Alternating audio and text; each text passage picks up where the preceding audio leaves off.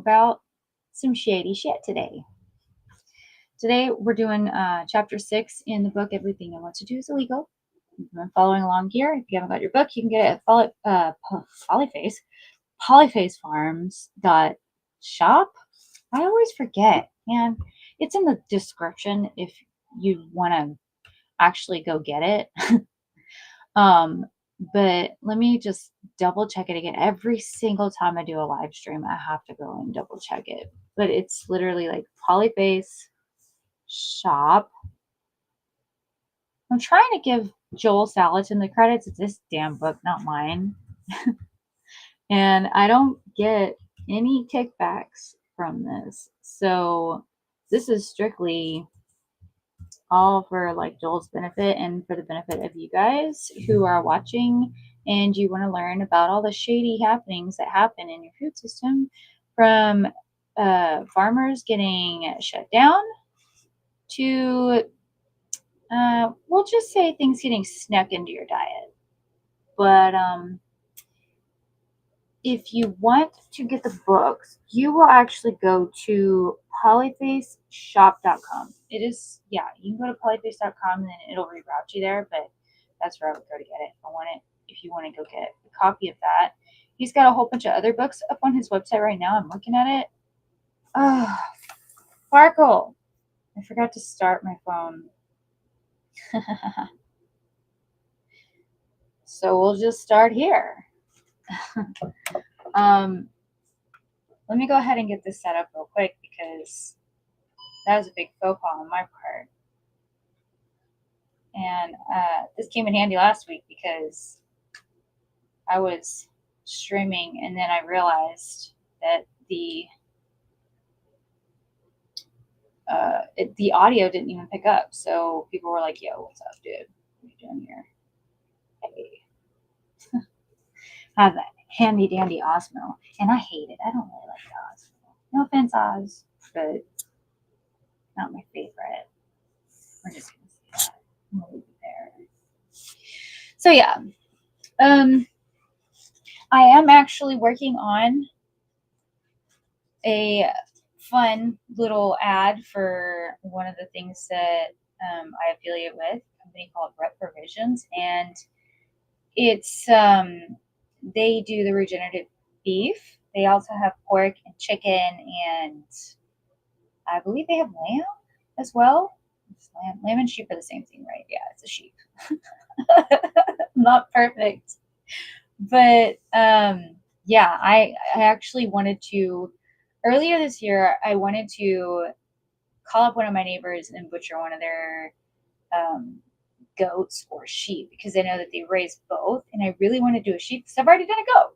And I have a friend who's actually going to be trading with me goats for chicken, and I'll get to do another goat. So I was like, okay, well, I already have a goat coming, and I've already got like 1,000 freaking other things going on here.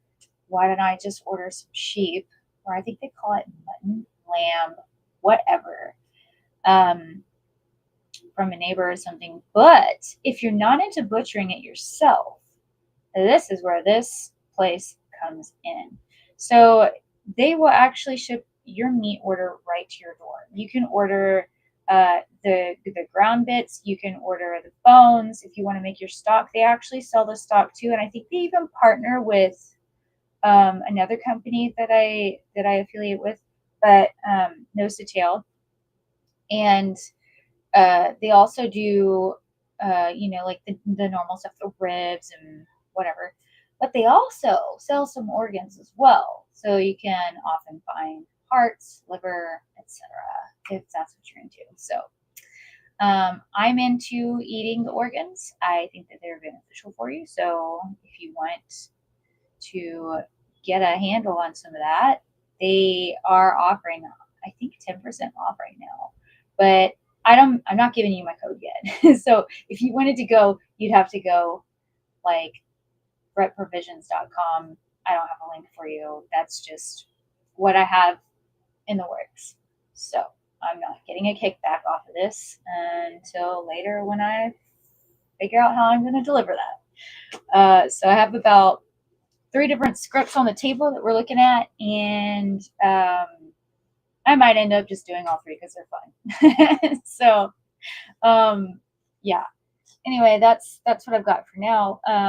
We are going to move on and get started on this. So this is actually quite a short chapter, and I don't know that I have much to say about it other than take 5 minutes to read it because it's so short. But he pretty much, Joel had gotten the chicken police after him once again because this restaurant had ended up with a salmonella outbreak. And so he ends up getting a run-in with, some USDA guy, inspector, or whatever, again. And the problem this time was like the lady that was on his door just hounding him and stuff for this, that, and the other was like, hey, the eggs came from your farm. You can't sell your eggs to the restaurant. You have to be XYZ because blah, blah, blah. Box checking. And he was a little bit, annoyed, as he should be, because they did not prove that the salmonella outbreak actually came from his farm. Basically, the reasoning was, oh, you raise chickens and you sell your eggs to the local restaurant. They had an outbreak of salmonella. It had to be from you. They didn't do any of the testing. And so he actually had sent testing in to have it done in a lab, and it came back that there were no traces of freaking anything on his eggs. And so when he had brought it up to the USDA inspector, she was like, well, it came from, I know that it came from your farm. Of course. Yes, all knowing. And it doesn't matter what your results say. The results could have just not been valid. Whatever. I don't know. These people are on mega power trips, and it's kind of annoying because, people like Joel Salatin getting demonized for what? Eggs. Just growing eggs and then giving them to a restaurant to sell. People who want to have farm fresh eggs. I mean, if you went to a restaurant and you had the option of, do you want, let me just dip this down a little bit. I'm down here. I'm a short person. Would you rather have the regular white bleach washed eggs that have been refrigerated probably for at least 4 weeks, probably 6 weeks at this point? They're getting there. You know what I mean? And I just made pizza, so I got pizza in my fingernails.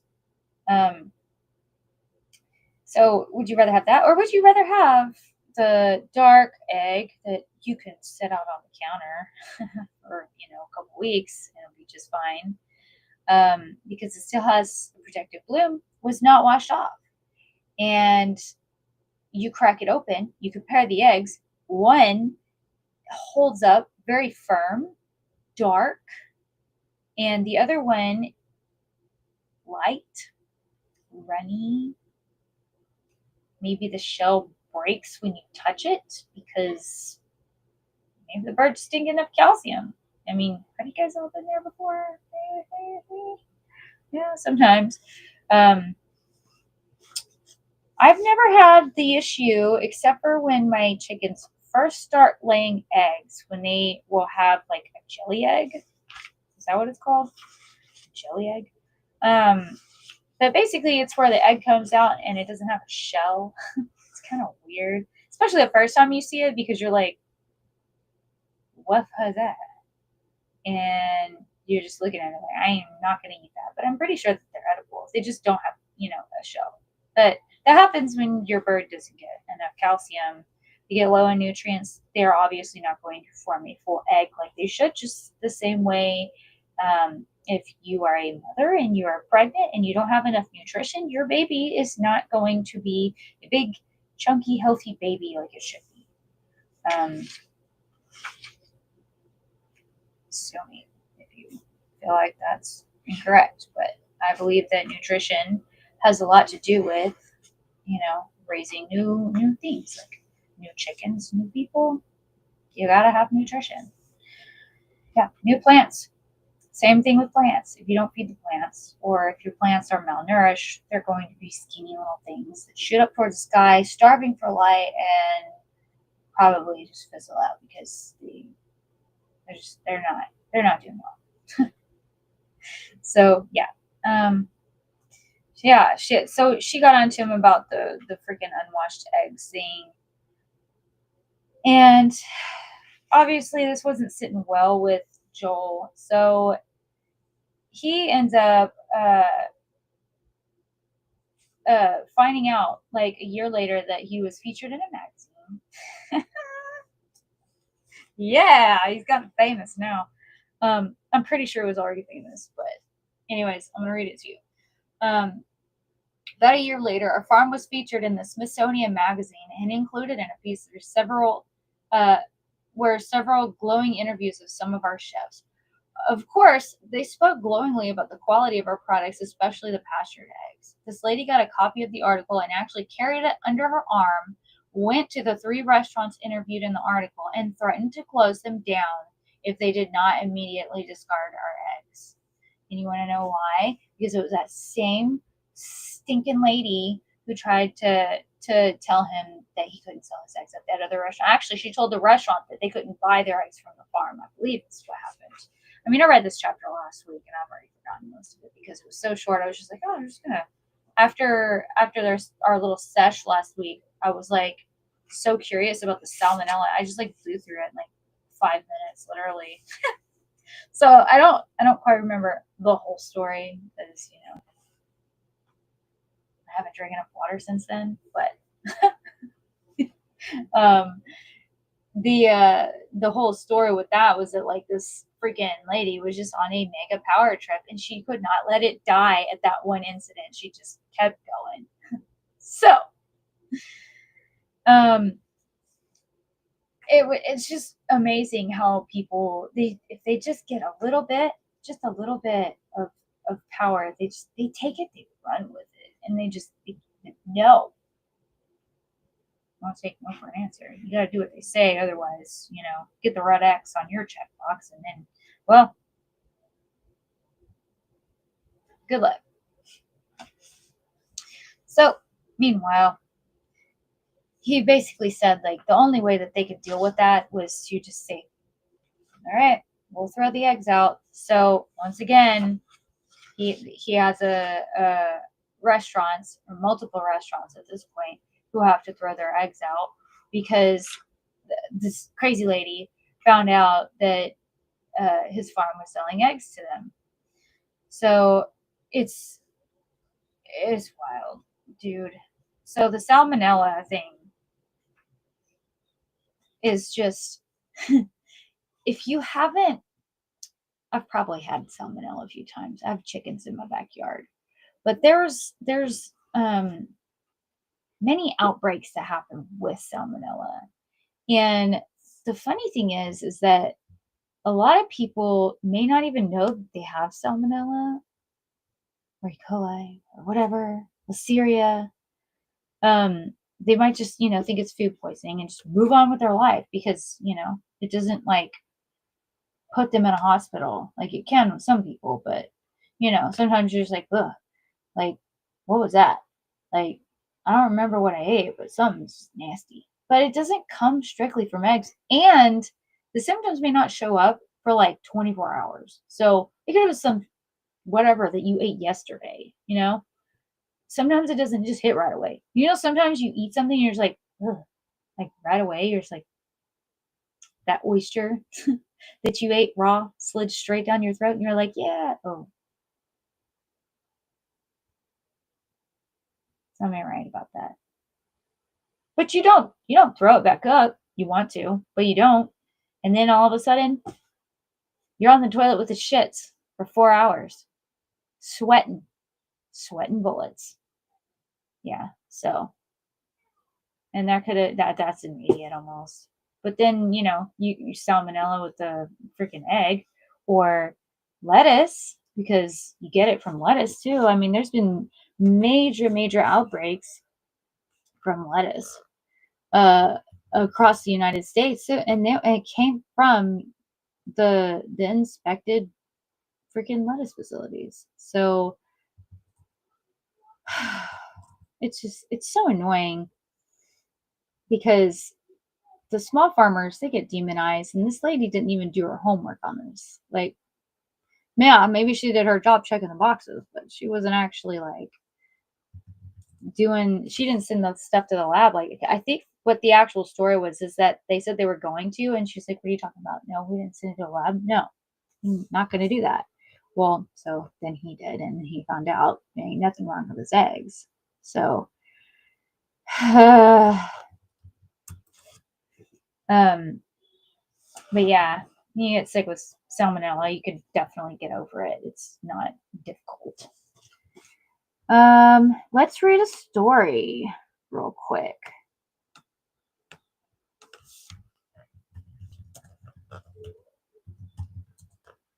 About an outbreak.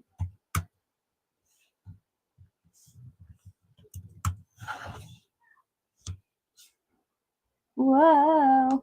Yeah. So one of the things with the salmonella outbreaks is that, yeah, hang on just a second.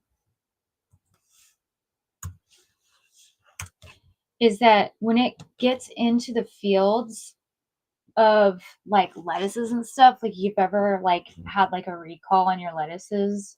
Oh gosh. I should have taken better notes because there are like a lot of topics on this. We could have actually made this a really long episode.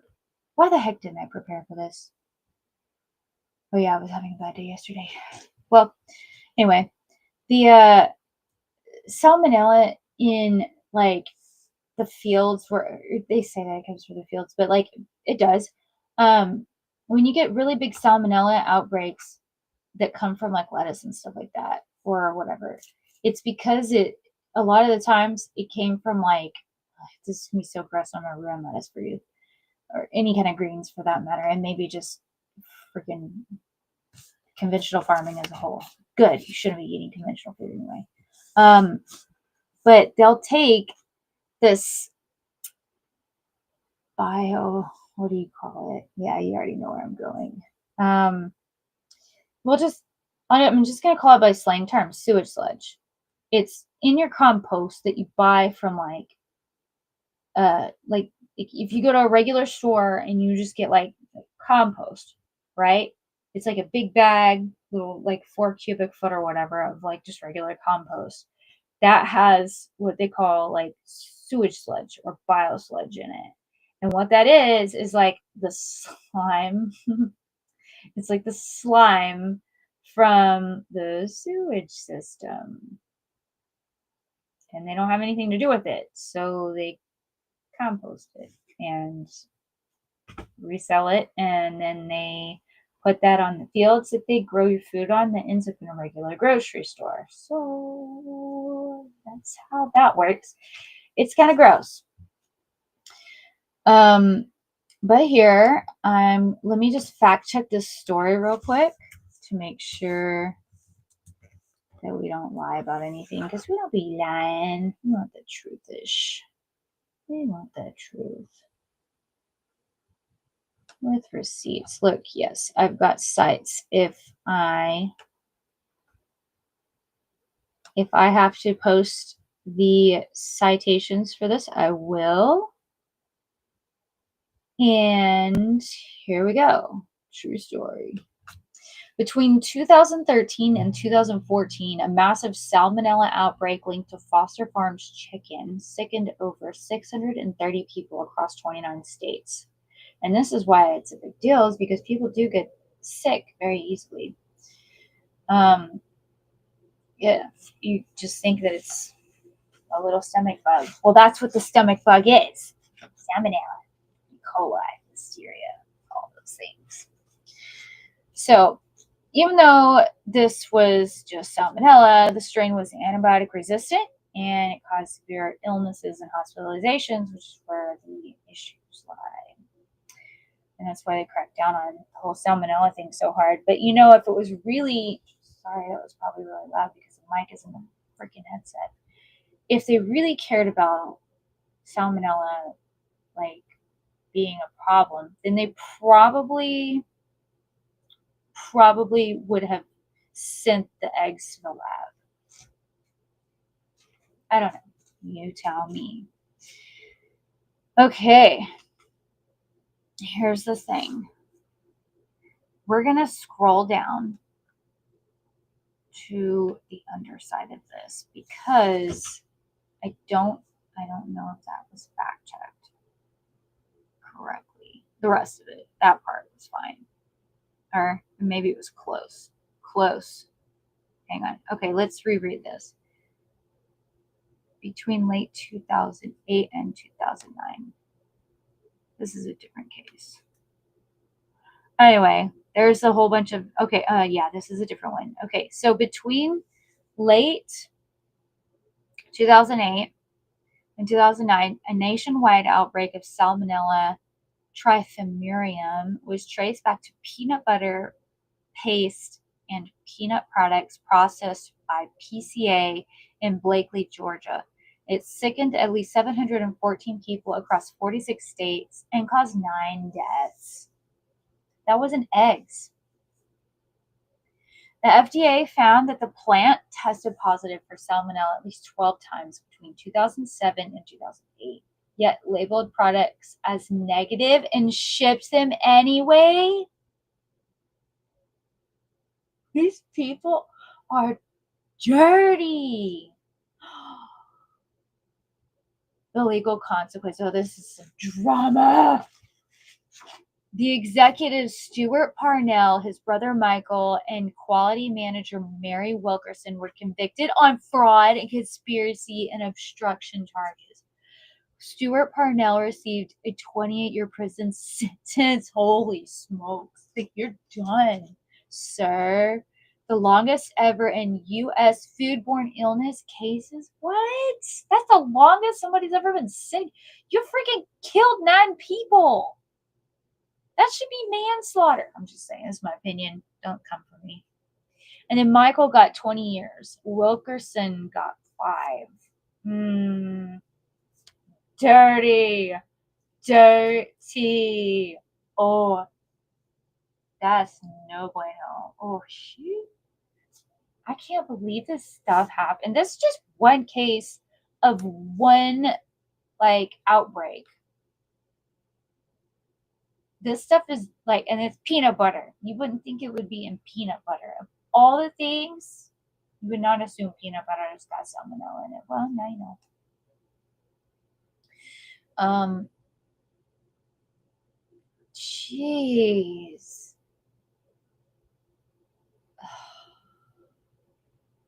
There was a massive recall, obviously. And it was not an accident. The contamination was deliberate and repeated, which undermines food safety logic that usually targets small farms for minor infractions. Well, at least we're doing something right. Small farms often face penalties for hypothetical risk, while large cases like PCA got continued operation before recall. Yeah.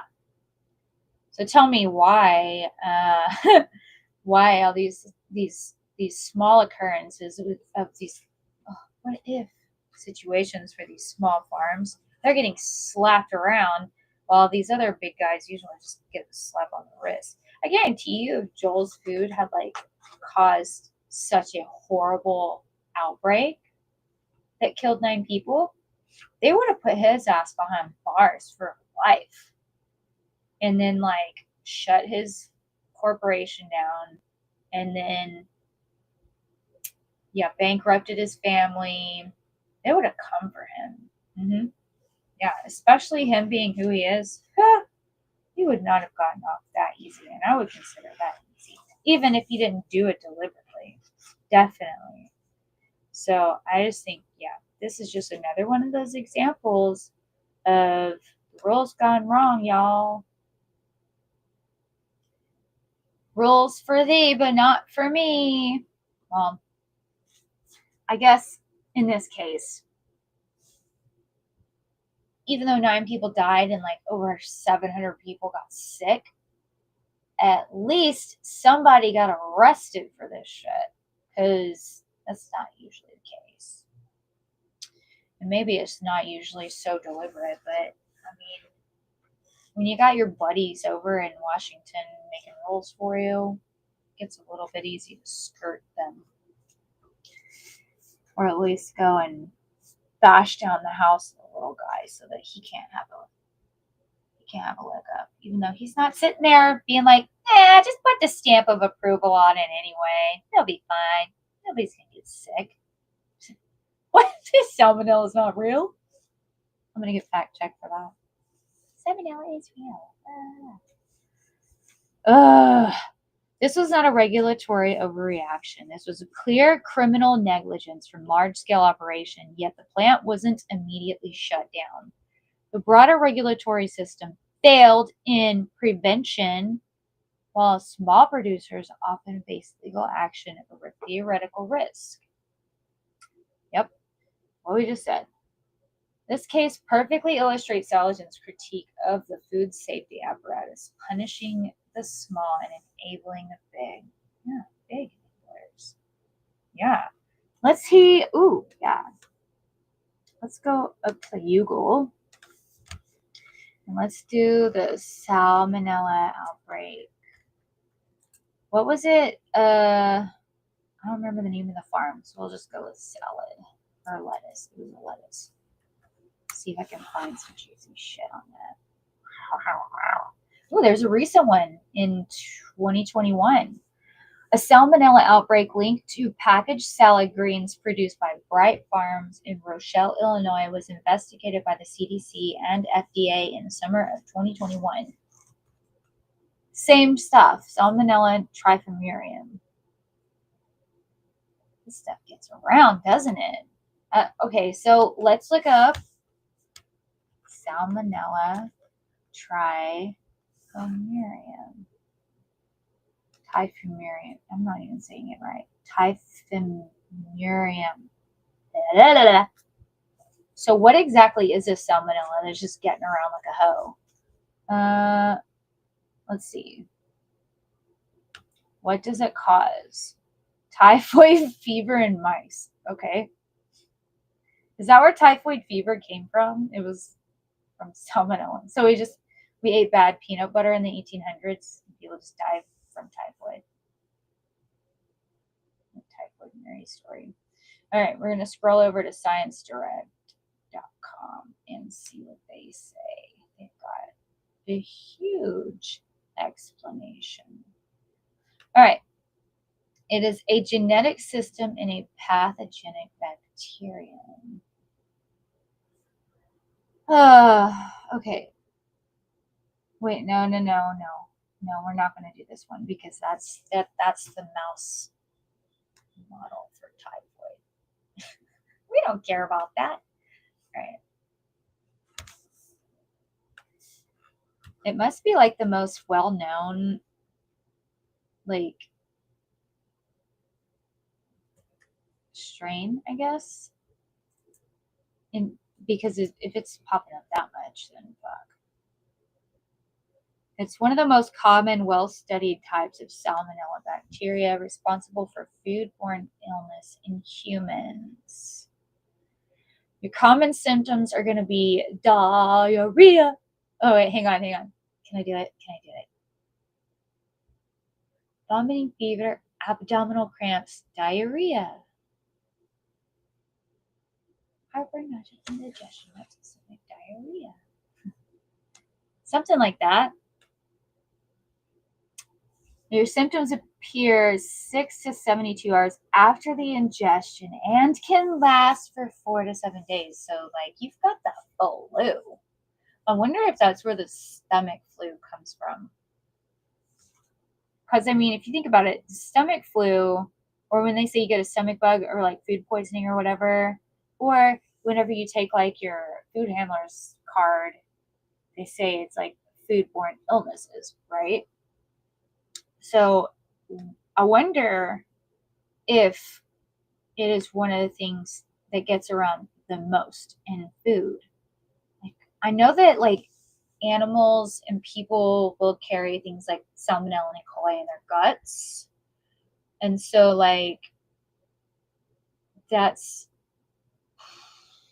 probably why like whenever you're like butchering animals, unless it's like a certain animal, like a rabbit, I'm not concerned about their gut. Especially since they're in cages. They don't really get around. So I'm not afraid to like touch my rabbit's poop with my bare hands. But like any other animal, like no cats, no dogs, definitely no freaking chickens, no ducks, no quail, like no goats. I mean, I've probably dug in goat poop before, but I don't think I did it with my bare hands. I think I did it with some gloves on. No cows. Maybe a horse. Maybe. And maybe a buffalo. I just don't know yet because I don't know if I feel uncomfortable. I don't know why I'm talking about this, so we're just going to move on. Anyways, it's in the intestines of animals, and that's all you need to know. So if Salmonella is just getting around, I don't know how else it's going to spread other than if it's coming out of intestines and touching stuff. Like, why is there intestines in my peanut butter? How'd it get there? I mean, I don't know. Probably a hand washing problem. Even though we say, wash your hands whenever you return from the restroom. All employees, wash your hands. Somebody went as far to say that that's a cultural problem because certain groups of people are not accustomed to washing their hands. If you have a job in America, that's our culture. You've got to wash your hands. I don't care what kind of like, I'm gonna say it, racist thing somebody says about you being from somewhere else, coming over here, and then you don't know how to wash your hands. That's what we do here. I don't know. There's what do you call it? Picture graphs on washing your hands. It's in multiple languages. Like people can read. Otherwise, you know, most people are not going to get hired for a job unless they can read. So, I mean, and it's common sense. Somebody's talking to them. They got to know to wash their hands. But that's the only way that I could see Salmonella getting from the intestinal tract of an animal, aka a human, and into food when there was no other way that could have happened. I don't know. How is the salmonella getting in the peanut butter? What are we doing with the peanut butter, guys? Come on. What are we doing with the peanut butter? Why is it in the... What? What is this? That's just gross. Y'all are nasty. Oh, crap. Well, I didn't even, I did not invite anybody from Facebook to come and watch. Oops. Okay, here we go. Typhimurium. Typhoid.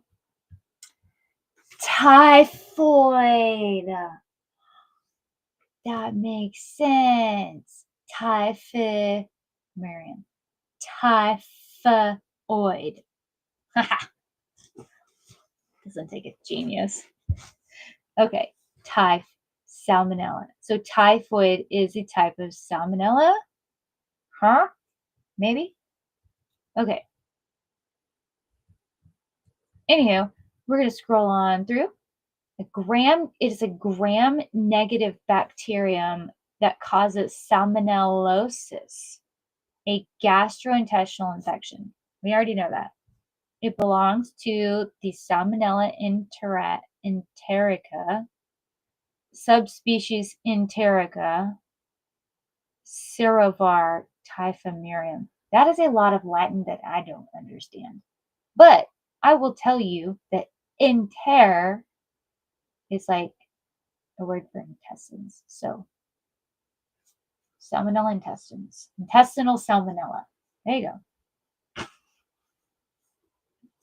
And it infects humans and animals, spreads mainly through contaminated food or water. Well, here's one thing. If we weren't putting salmonella infected sewage sludge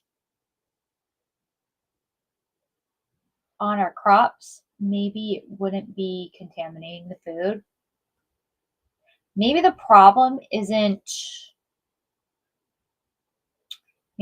not eggs. Maybe the problem is the sewage sludge being repurposed as safe compost.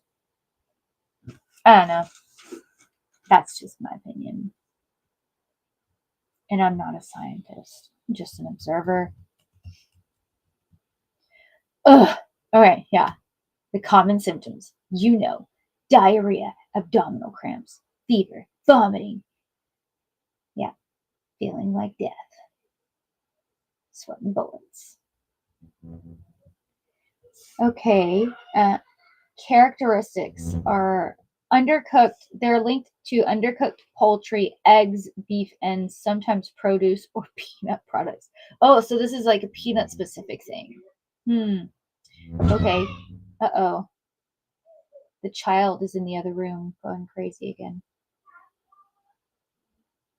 Okay. It's known for invading its ability to invade the intestinal cells, survive stomach acid, and trigger immune system inflammation. Some strains are antibiotic resistant, especially those found in industrial livestock systems. Oh no, Tika's crying.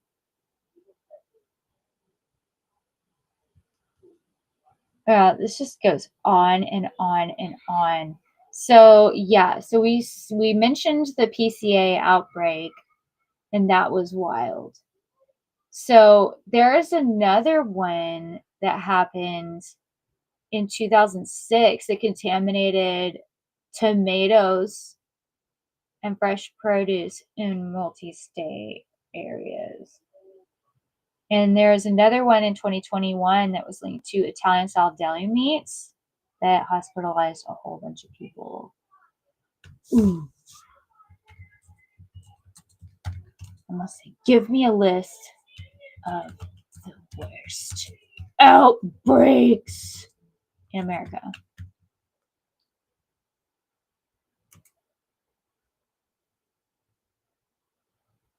Because this chapter was so short. We've already really basically gone through the story. And now I'm just doing funsy research on salmonella because, like, what else am I going to talk about? It's like a 3-page story. It was more than that. It was like 5 pages. It was a little guy.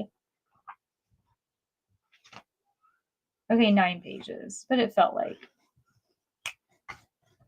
because it was double spaced on one page.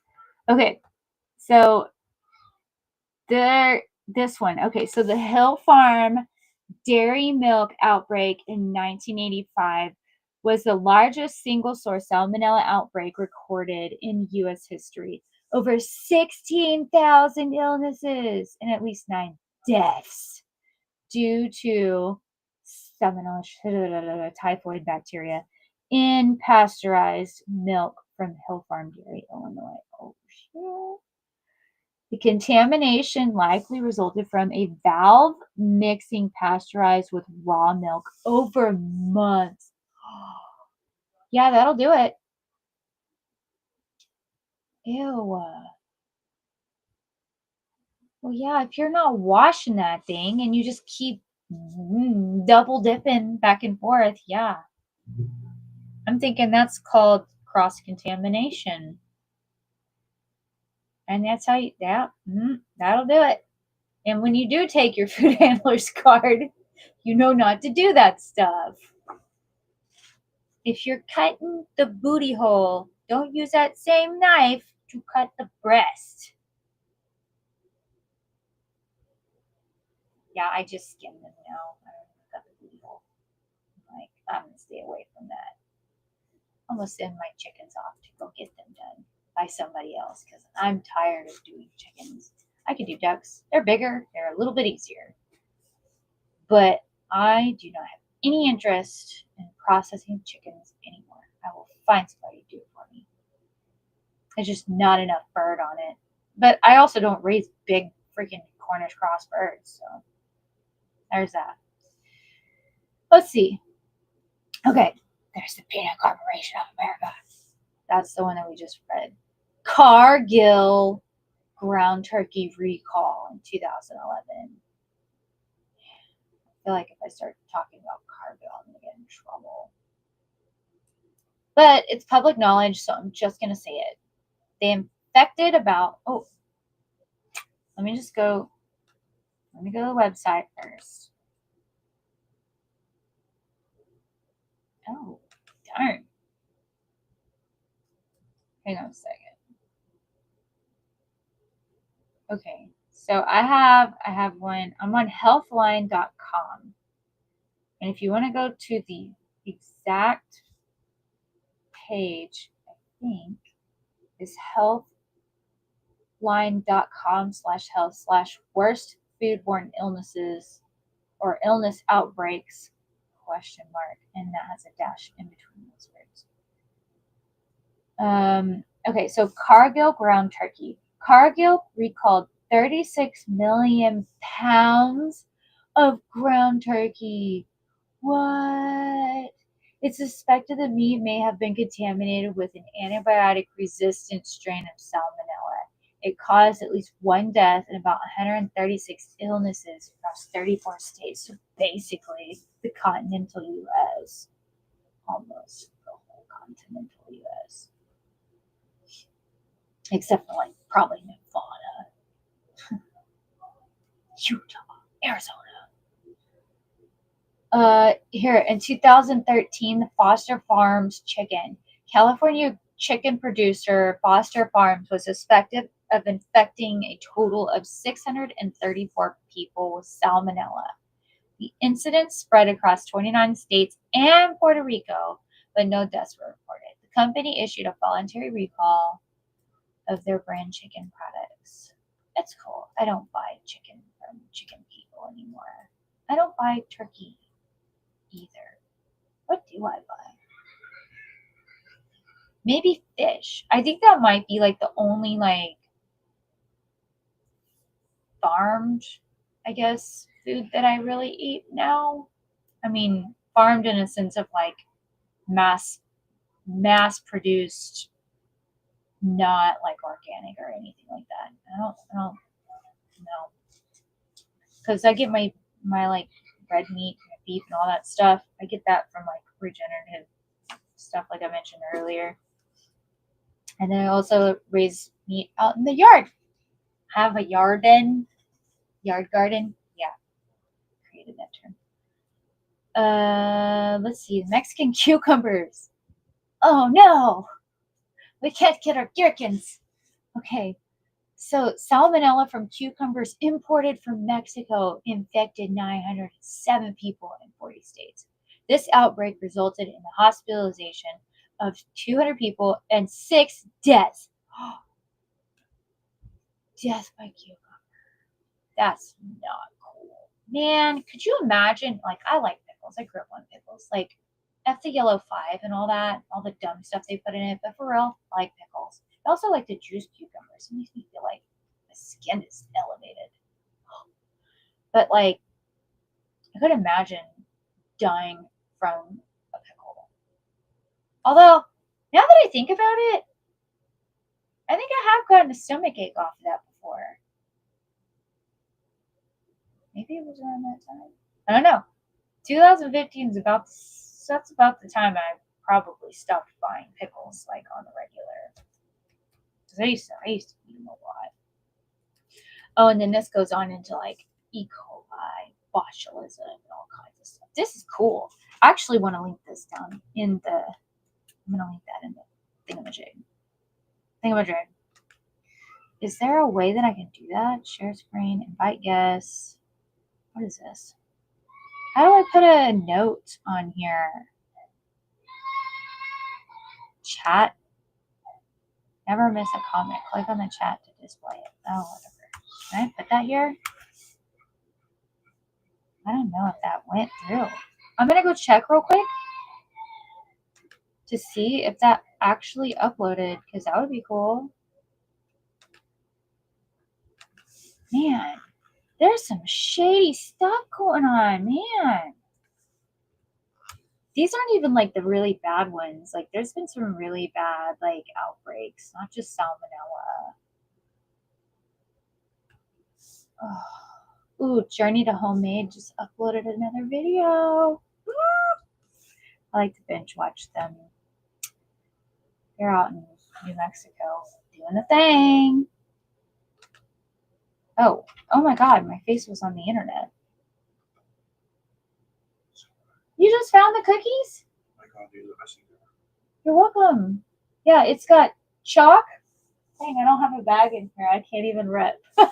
Chalk? It's got chocolate powder in it. Oh, okay. Can we have some? Yeah. I mean, it has sugar, but it's not bad sugar. That's the best thing I ever tasted. Make more of that. Okay, got it. I made some, what do you call them things? It's like, I don't even know. It's like I mixed my knowledge of like no-bake cookies with like sugar cookies. But yeah, they're homemade. Anyways, I threw like the cookie batter on the bottom because I didn't feel like making balls and like making 10,000 cookies. Instead, I just put the cookie batter on the bottom of a pie dish, and then I layered it with like oats, lip powder, and then like honey or sugar or something and salt, and then I put more cookie batter on the top and cinnamon. I think cinnamon. Yeah, it did. But there's cinnamon in the lip powder, so like whatever. So it ended up being like this like chocolate layered cookie. So good. Yeah. And so I've been munching on them for a few days, and Martin just found them. Poor guy. But they've been in there for like a week almost. I was like wondering if you just didn't know that they were in there. Now you know. Okay, I'm gonna go and check real quick, see if this uploaded the, yeah, it did. So you guys can see that over in the comments section on my, if you're on Rumble or YouTube, I don't know, but it's in the comments section. There is a link to that Healthline website that I was looking at all that stuff. If you guys wanted to check that out.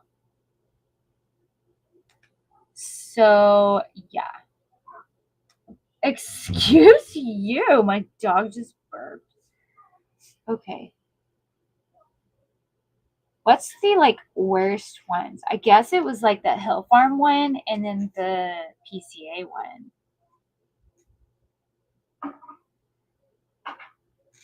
Okay, so what about the Salmonella outbreak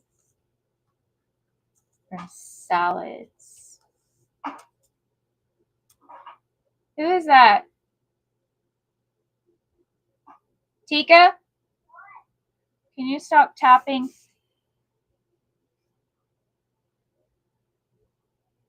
Okay, so the salad products. Bright Farms packaged salad greens or Sunny Crunch had salmonella in the summer of 2021. Triple T chicken salad in 2018. Hy-Vee spring pasta salad. Ooh, yummy. I love pasta salad. That's 2018. Contamination affects both the leafy greens and the ready-to-eat deli salads, including poultry-based and vegetarian options. So it doesn't matter if it has a chicken in it or not. Weird.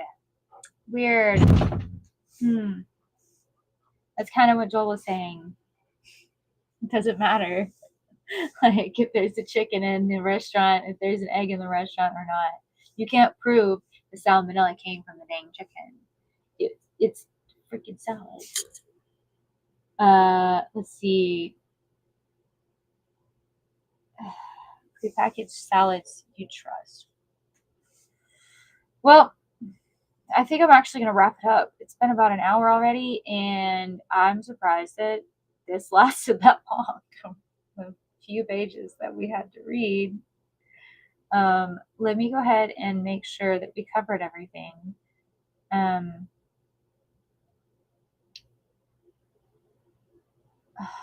Oh yeah, the lady said that it was that was one of the things that she kept saying was that, oh, your eggs are inedible if it's comes from your farm, and if it's unwashed, that was one of the problems. Then it's inedible. You can't eat it. It's inedible. It's inedible. It's inedible. It's like, okay. And I thought it was kind of funny. Let me see if I can actually find this part where he was like arguing with her. It was like, if it's inedible, then like what makes it magically edible again once you determine that it's no longer got salmonella? Oh, it's so funny. Yeah, the thing with the freaking boxes, that's kind of annoying too. It's one of the things I don't understand is like you can't reuse your egg cartons either. It's freaking stupid. And it's like, yeah, I get it. If maybe there's a thing, but like what about like if you have, because like I have like the plastic cartons and I can wash them, and I think that technically you could use, I don't know, you'd have to just check with your state because states have different rules sometimes. But if somebody brings you their carton and they're like, hey, and you just fill it up, like what's wrong with that? It's their own dang carton. I don't get that. So if said restaurant that got in trouble for having the ungraded, unwashed, inedible eggs was to get their own like cute little wooden egg crate thing or plastic, whatever, because it's washable, then would they technically be able to reuse it and just have Joel like drop it off and then be like, can you just fill it up? Can you just fill it up for me? Like, I don't know. It's kind of silly. It's all of it's really kind of stupid. But it's all just bureaucratic, to be honest. It's just more of the same. Like we can't really complain about it because it's the system that we live in and we've lived in it for this long already. And it creates a very comfortable bubble for many people to exist in without thinking too hard.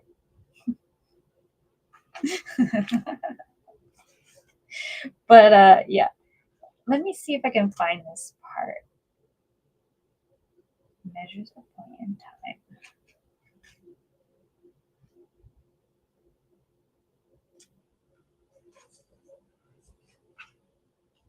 Oh, he talked about the grading system, and I forgot to go over that. But I mean, basically, grading means like you measure the egg and see like how big it is. And you can't, if you're USDA inspected or whatever, I think you have to have like your eggs graded in order to sell them. Like, who cares? I give people eggs and they're not graded.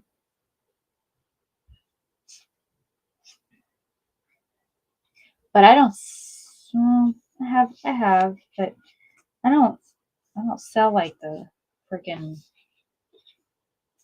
my eggs are all, we'll just say that my eggs are all fertilized. If you catch my drift. They are not pretty in the sense of, like they have like a dot on the inside and a little target. That means they're fertilized. They may have a blood spot. They may have, they're some that are small, like the Somanis lay these small little brown ones, and then I have these other chickens who have like black hole buttholes, and they literally lay like these huge freaking behemoth of eggs, like ostrich eggs. I'm like, how that come out of your butt? Like you're so skinny.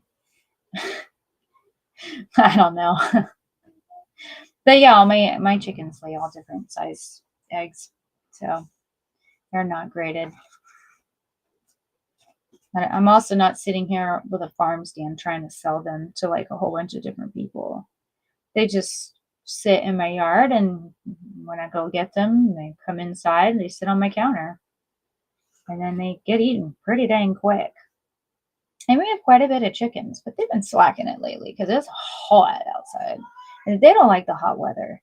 I cannot find this thing that Joel was saying. It was about I think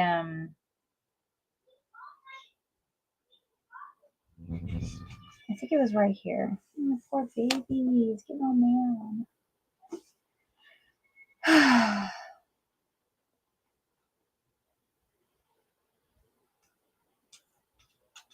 Hang on.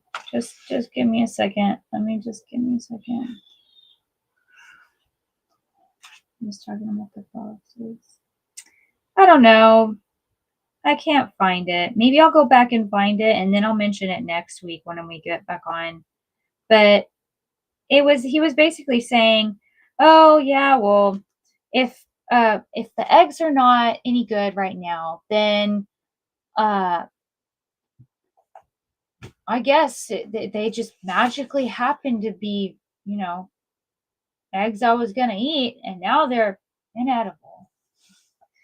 And then she's like, "Yeah, you gotta shelf that stuff. You can't use them now." And then all of a sudden, once they say that there is no potential risk anymore, now all of a sudden they're edible again. It's like, oh, so from that day to that day, you couldn't eat them because they were inedible.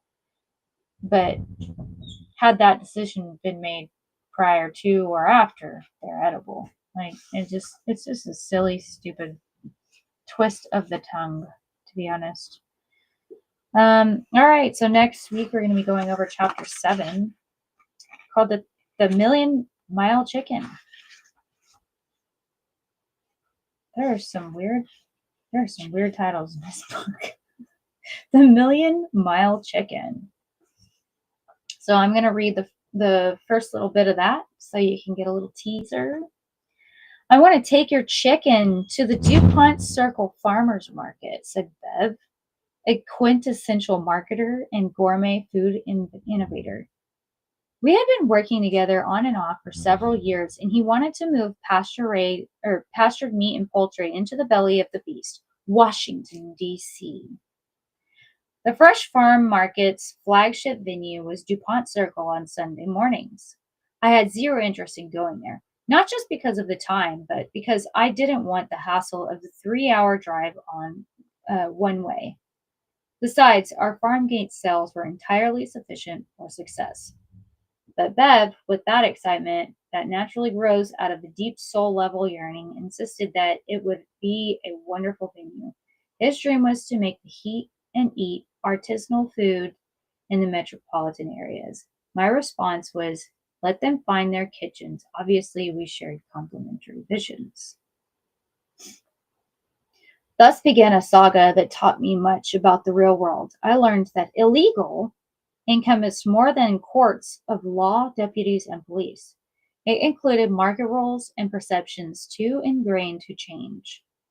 But let's let the story unfold. The market really wanted chicken.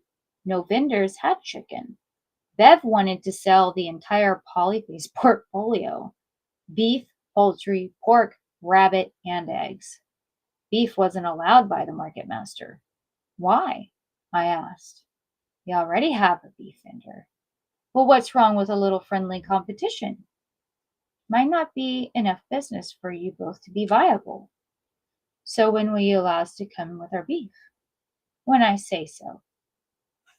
And that, you guys, is just the beginning of yet another conversation between Joel and some dude. Thank you guys for joining today, Texas Food Systems. We are out of here because I have to use the bathroom, and it's been great sitting here on my butt for an hour chit-chatting about salmonella. Hopefully I don't got none of that coming out my butt. All right, you guys, take care, and don't forget to go and grab you a copy of everything I want to do is illegal, because it is a very eye-opening book for you to kind of sink your teeth into, especially if you're trying to figure out how to reroute the system in a land of bureaucracy. Y'all take care. Bye.